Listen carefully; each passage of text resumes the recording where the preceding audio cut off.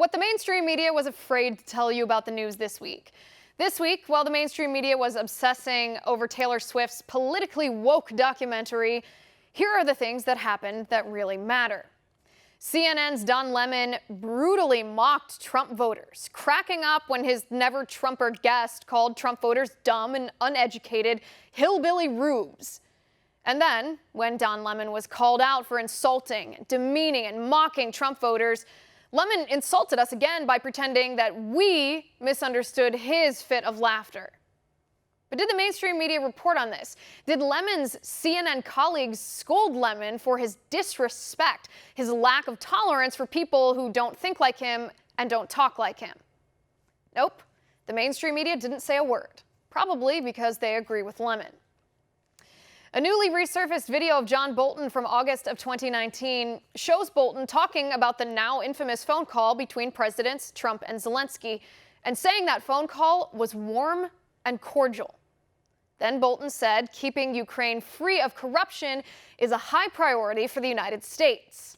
In other words, Bolton debunked the Democrats' entire impeachment narrative by proving that President Trump was motivated by his concern over Burisma and Biden corruption, not just his own political interests. But did the mainstream media show you this bombshell video? No, they did not.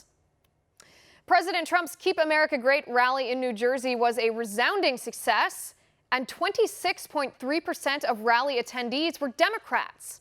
10.4% of attendees did not vote in 2016. They were new voters. In Wisconsin, similarly, 57.8% of Trump's rally attendees were Democrats or independents, and in Ohio, 42% were Democrat or independent. But did the mainstream media report these remarkable numbers to you?